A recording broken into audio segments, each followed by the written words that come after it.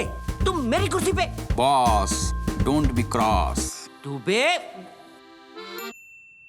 Boss move जो करता है उसे ही बॉस कहते हैं। सही है बॉस।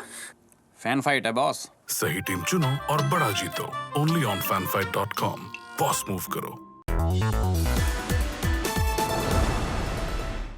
नमस्ते, मैं सौरभ हूं और आप देख रहे हैं दी लल्लन टॉप का स्पेशल शो पॉलिटिक्स का छोटा रिचार्ज, जिसमें हम दिन भर की जरूरी और बड़ी राजनीतिक खबरें आपको बताते हैं। सबसे पहले बात देश के प्रधानमंत्री, जिन्होंने अचानक से एक ऐसा पोस्ट डाल दिया कि जनता हिल गई। सोशल मीडिया से विदाई का पोस्ट। खैर, 3 तारीख को प्रधानमंत्री भाजपा संसदीय दल की बैठक में पहुंचे और यहां बोलते हुए भावुक भी हो गए। कहा कि देश के विकास के लिए देश में शांति, एकता और सद्भाव जरूरी है। यह सिर्फ कहने के लिए नहीं है, बल्कि सभी को इसके लिए प्रयास करने होंगे। पीएम मोदी ने इस दौरान भारत माता की जय और वंदे मातरम को लेकर राजनीति करने वालों पर भी निशाना साधा। कहा कि कुछ नेताओं को भारत माता की जय और वंदे मातरम बोलने में शर्म आती है। ये लोग देश के टुकड़े टुकड़े का नारा लगाते हैं। ऐसे लोगों के खिलाफ मजबूती से खड़े होने की जरूरत है। माना जा रहा है कि ये भारत माता की जय वाला तंज पूर्व पीएम मनमोहन सिंह के लिए था। दरअसल फरवरी में ही मनमोहन सिंह ने कहा था कि भारत माता की जय के नारे का गलत इस्तेमाल हो रहा है। इस पर मोदी ने कहा, भारत माता की जय के नारे में क्या दिक्कत है। पीएम मोदी ने यह भी कहा कि दूसरे दलों के लिए राजनीति पहले है, लेकिन भाजपा के लिए राष्ट्र सर्वोपरि है। इसी संदेश के साथ सभी सांसदों को काम करना चाहिए। काश बीजेपी के तमाम बयान वीर पीएम के इन बयानों को वाकई सीरियसली लें, वरना तो बीजेपी अपनी गति से और उनके बयान वीरों के बयान चल ही रहे हैं।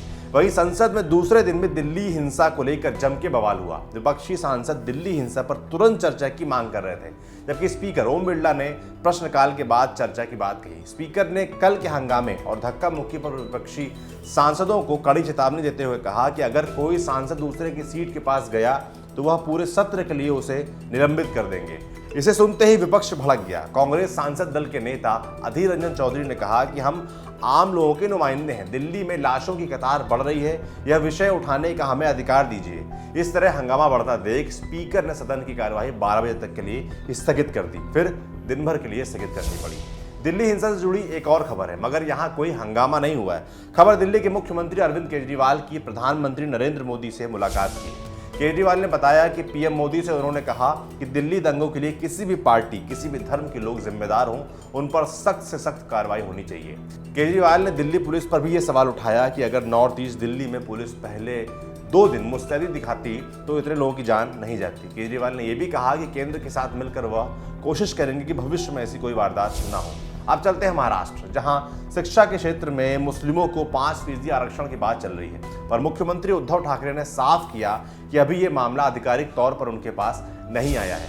ठाकरे ने कहा, हमें उस पर विचार करना है। विपक्ष को उस समय के लिए अपनी एनर्जी बचाकर रखनी चाहिए। माना जा रहा है कि उद्धव का यह बयान एनसीपी और शिवसेना के गठबंधन में दरार पैदा कर सकता है। महाराष्ट्र में एनपीआर पर भी उद्धव बोले, कहा, मैंने शिवसेना, कांग्रेस और एनसीपी के नेताओं की कमेटी गठित की है जो इस मामले के नियमों को देखेगी। पर बवाल तो चल रहा है मध्य प्रदेश में, जहां कांग्रेस नेता दिग्विजय सिंह ने बीजेपी पर विधायकों को खरीदने का आरोप लगाया। कांग्रेस विधायकों को खरीदने का कहा कि बीजेपी उसके विधायकों को 35 करोड़ तक का ऑफर दे रही है। मुख्यमंत्री कमलनाथ ने भी इस हॉर्स ट्रेडिंग की बात को सही कहा है। कहा कि मैं दिग्विजय सिंह के बयान से पूरी तरह से सहमत हूं। भाजपा डरी हुई है क्योंकि आने वाले दिनों में उनके 15 साल के शासनकाल में हुए घोटालों का खुलासा होने वाला है। विधायक मुझे कह रहे हैं कि हमें पैसा देने की बात की जा रही है। पहले तो मैं पूछता हूं कि इतना पैसा आया कहां से, और अगर विधायकों को मुफ्त में पैसा मिल रहा है तो उन्हें ले लेना चाहिए। जी हाँ, कमलनाथ ने आखिर में ये भी कहा। सरकार गिरने के सवाल पर नाथ ने कहा कि कोई चिंता की बात नहीं है। मामला तब शुरू हुआ जब कांग्रेस से सबलगढ़ के विधायक बैजनाथ कुशवाहा ने पूर्व मुख्यमंत्री शिवराज सिंह चौहान, नरेंद्र सिंह तोमर और नरोत्तम मिश्रा के अलावा इंदौर के 2 आरएसएस के पदाधिकारियों पर 25 करोड़ का ऑफर देने का आरोप लगाया। इन आरोपों पर बीजेपी नेता गोपाल भार्गव ने कहा कि जिस तरह से दिग्विजय सिंह ने यह बात की है, उसे लगता है कि वह राज्यसभा के लिए खुद की सीट पक्की करना चाहते हैं। वह खुद को मैनेजमेंट गुरु भी कहते हैं, ऐसा कुछ भी नहीं है। अंत में बात कोरोना वायरस की, जिस पर भी राजनेता बात करने लगे। राहुल गांधी ने भी एक ट्वीट किया है, लिखा कि कोरोना एक गंभीर चुनौती है। हर देश में कुछ मौके आते हैं जब उसके नेताओं का इम्तिहान होता है। एक सच्चे नेता को सबसे पहले इस समस्या पर ही ध्यान देना चाहिए। उन्होंने इस वायरस की वजह से भारतीय इकोनॉमी पर पड़ रहे असर पर भी चिंता जताई और सरकार से इस पर ध्यान देने को कहा। कोरोना के ही मुद्दे पर अरविंद केजरीवाल ने भी पीएम मोदी से बात की। बताया कि प्रधानमंत्री मोदी ने लोगों को आश्वस्त किया है कि कोरोना को लेकर डरने की जरूरत नहीं है। आप भी मत डरिए, सुरक्षित रहिए। आज के पॉलिटिक्स के छोटा रिचार्ज में बस इतना ही। आप देखते रहिए दी लल्लन टॉप। शुक्रिया।